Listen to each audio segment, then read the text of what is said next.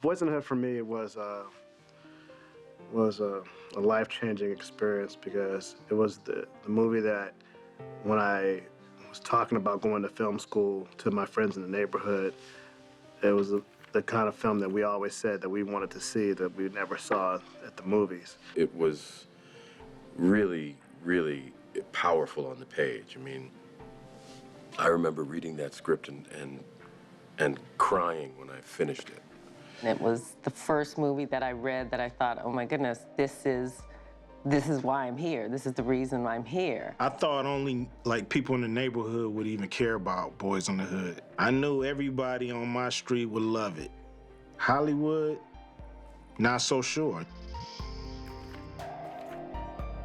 There are projects that go far beyond the time that they spend in the theater or in DVD, which is what Boys in the Hood is.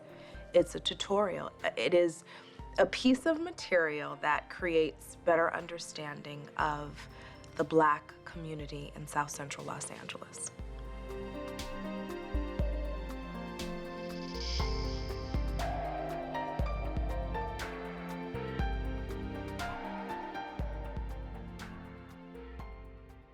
The idea of the film actually came in mind in the early 80s, just sitting on the porch with my friends on 101st in Vermont, just talking about the types of movies that we wanted to see that we never saw, you know, and nobody was making movies about what we were going through in Los Angeles. I remember the day that my agent called and said, there's a film called Boys in the Hood.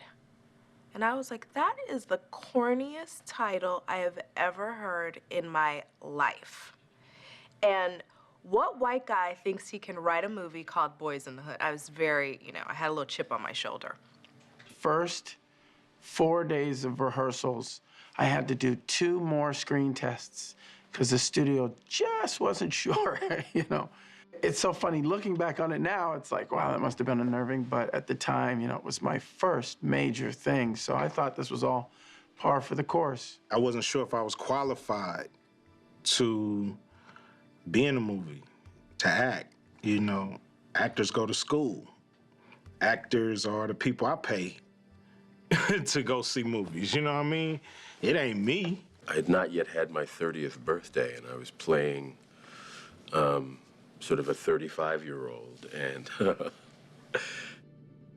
I was just really sort of grateful to just have the job, I had done a show for 5 years, and it was a fairly successful show. After the show was canceled for maybe a year and a half, I didn't work, I couldn't get an audition or anything. So for me, it was like the beginning of my career. I hadn't really done anything, and I know Cuba had done a couple of TV shows, but I didn't know who he was. And I knew Fishburne from Pee Wee Herman's show, and I knew Ice Cube's music, but then our director is a guy that was about my age. So it's like, it was just one of those things where I'm glad that I didn't realize it was going to be as big as it was, because I probably would have been a lot more nervous. I felt privileged, and also a little bit of, do I belong? And once I said, okay, I do belong, okay, let's knock it out the park now. It was an exciting period because I had to just kind of man up and then actually become a director. It was almost like, here you are, go into the swimming pool and into the ocean and then swim. And that's what I look at as that experience, because it was all of my dreams coming true.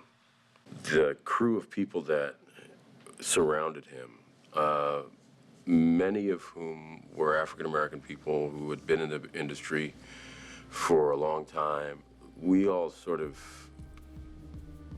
formed a protective net around him, if you will, because we were, I think all of us determined that he would be successful in this endeavor. I knew that when we were shooting, we were making something important. It felt that way. It felt that way. I went to school in Inglewood. I knew South Central. It was not news to me, but I knew it was news to a lot of other people. And I think the authenticity that John brought to it, it was the authenticity and it was the heart. I mean, you could not watch the movie without having an emotional response, and that's the whole reason why we make movies.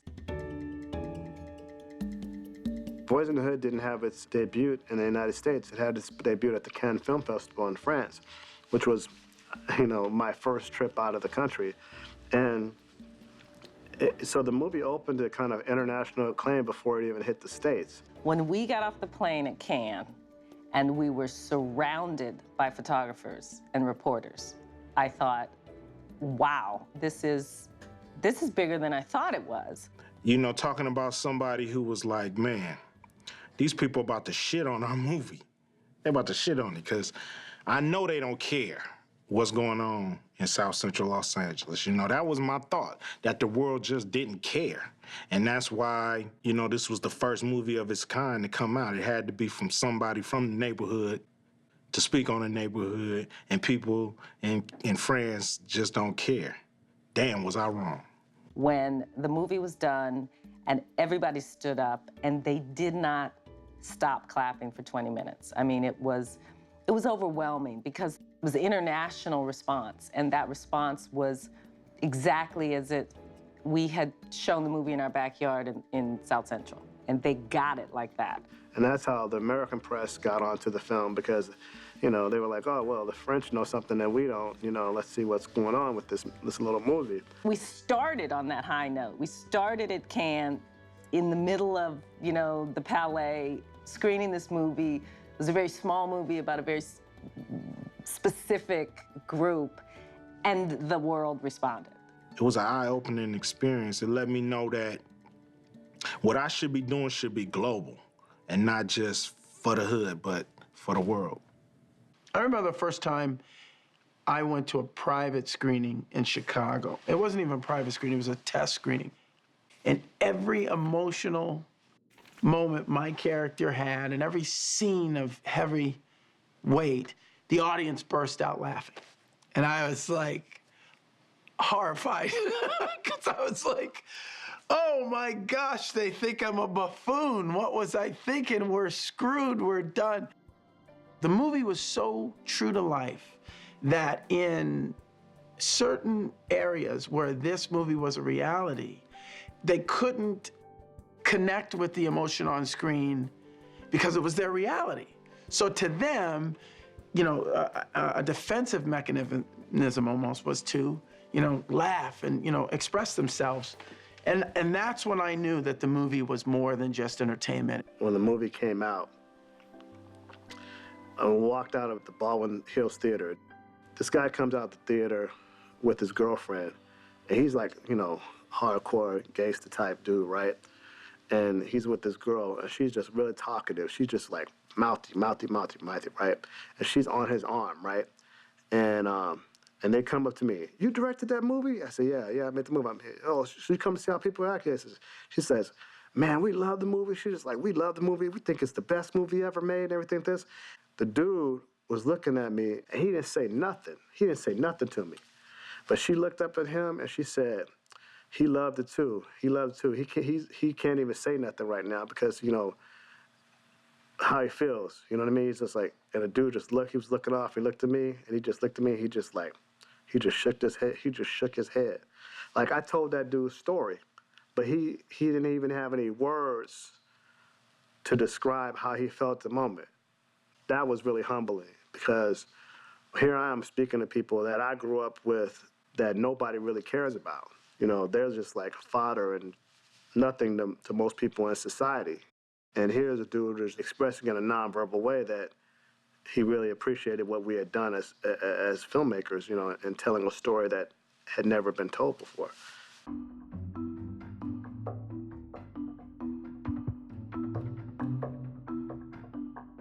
The surprise that I had was how the industry embraced John. And I thought that was surprising and exciting at the same time because he was so young, and that they would embrace him the way that they did. I thought that was pretty great and groundbreaking. I was the youngest person ever and the first African-American to be nominated for Best Director, and I beat Orson Welles out by a year. From as me as a cinephile, I start pontificating and playing the mice in my brain, like, oh God, they're saying like, I'm gonna be like Welles, And Welles was an iconoclast, and he didn't take any shit, and he just did what he wanted to do, and I had that kind of demeanor as well. That was very shocking. That was shocking because the Academy, still, I've just been invited into the Academy this past year, and it's a hard room to play.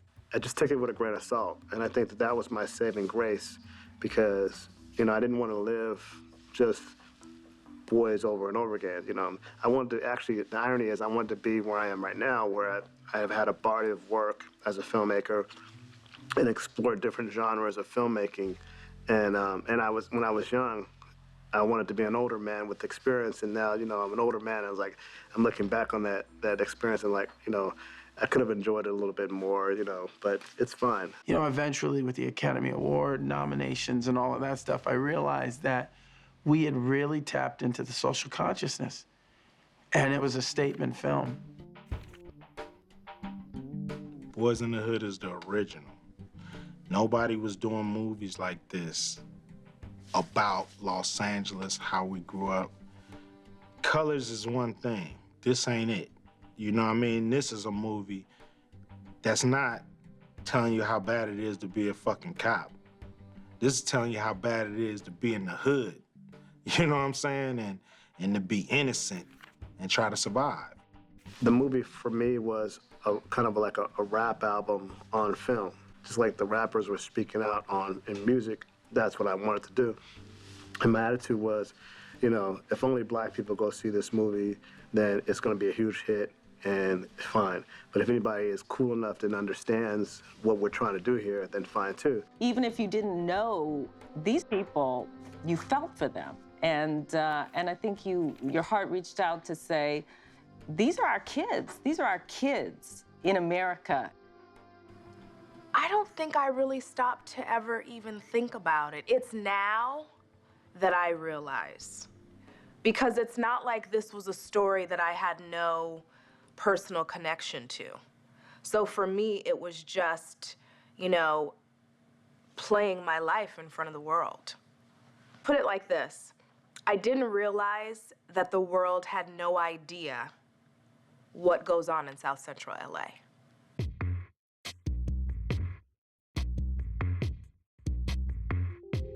The movie really captured the zeitgeist of what was going on in that time period in America with youth from all walks of life. And it's kind of a time capsule for that. It's like poetry. The more specific you are, the more universal it can become. And if you deal in generalities, people really can't put themselves in it. I lived in the hood. I got bused to school. A bunch of us got bused out, where we seeing that, in these neighborhoods, our influence is not there. You see what I mean? Our influence is not in these neighborhoods that we was getting bused to.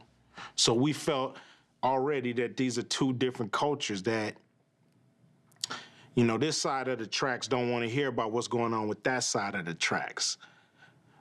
But I had learned through the music that those barriers that I thought were there were breaking down. When they saw it on film and they saw the authenticity of the characters and the story, it was like, wow, now I really understand what these rappers are talking about, what urban culture is about.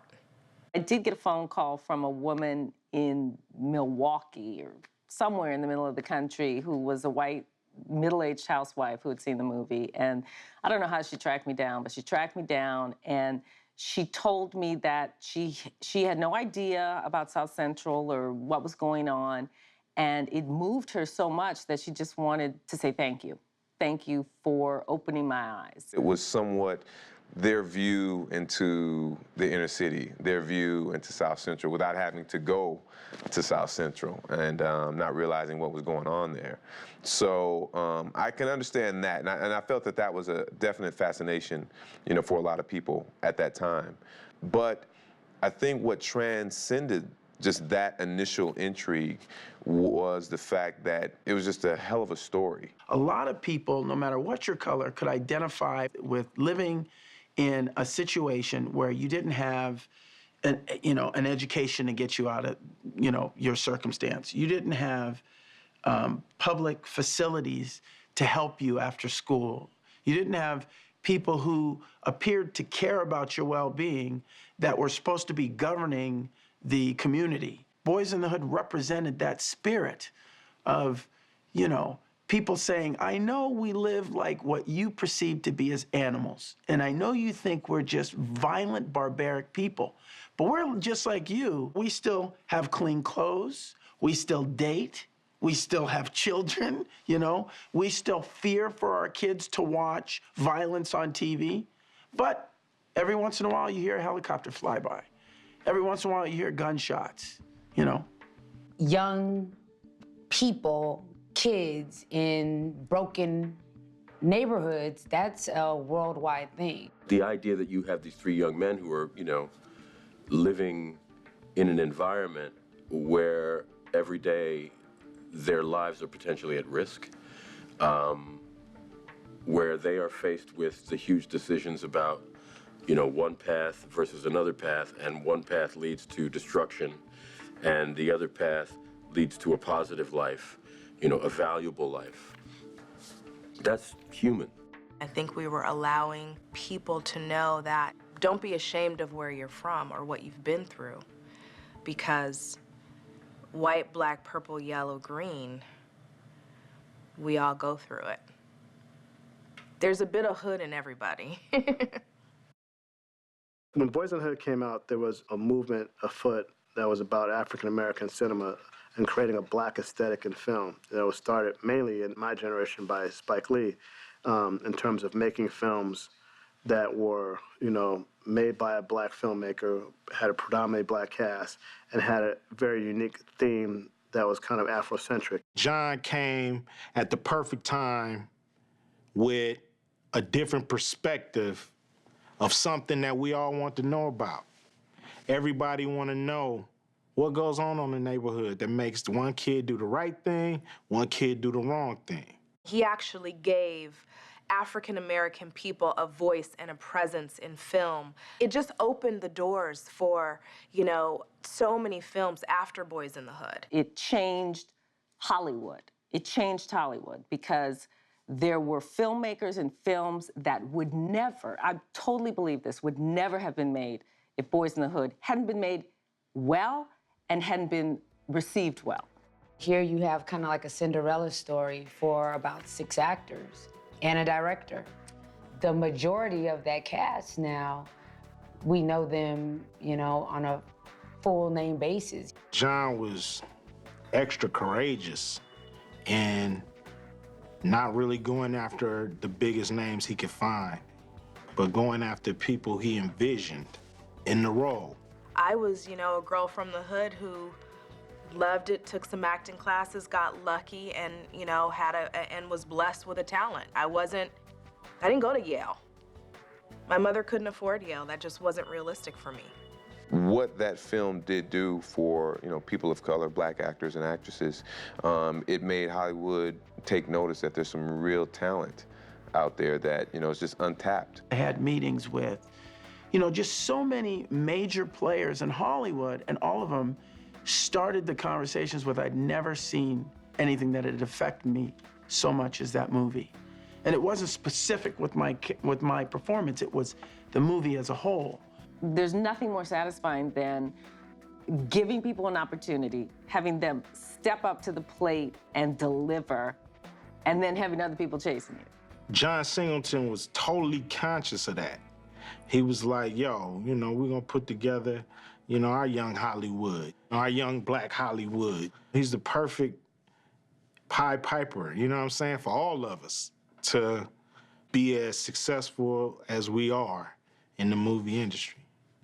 The movie could be about 3 guys from Warsaw. It could be about 3 guys from Egypt. It could be about 3 guys from some small village in, you know, Bolivia. I mean, it has a universal story and universal themes. It's mainly a coming-of-age movie. You know, it's a coming-of-consciousness movie. It's a teenage story, in a way. It's about choosing your life. And that's some powerful stuff, choosing your life, which path you're gonna take. Even if that is not your particular story, when you see another kid going through it and you even have even a little bit of similarity in your life, it just kind of pulls on your heartstrings. What really gets to me more is when teachers, professors, people who are here to teach people about culture and teach people about each other, use the film as a movie of study. It's taught in colleges around the world. I teach it at USC, and my students, I always ask them, like, have you seen, who's seen Boys in the Hood? And maybe a third of the class, maybe less. And then I give them a script and I have them watch the movie, and you can see it in their faces. They're excited. To me, that's about as a good of a compliment you can get from a movie, that it taught me something I didn't know. I think it inspires people to talk about what's important to them, their own hood, their own relationships, and their own choices.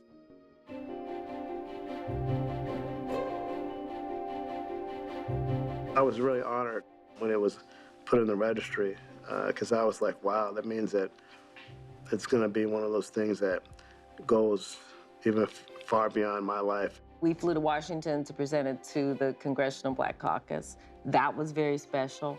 To have lawmakers watching the movie, that's the stuff of dreams. I mean, that means you're doing something really, really well. The notion that, the film is being recognized as a piece that has cultural significance in our time is fitting and I think right. I think it would be an injustice to ignore a movie that had changed the way people had viewed a society when it was first premiered, and now is still so relevant. It's actually even better than having won an Academy Award, probably, in the long run. My name is Nia. It means purpose.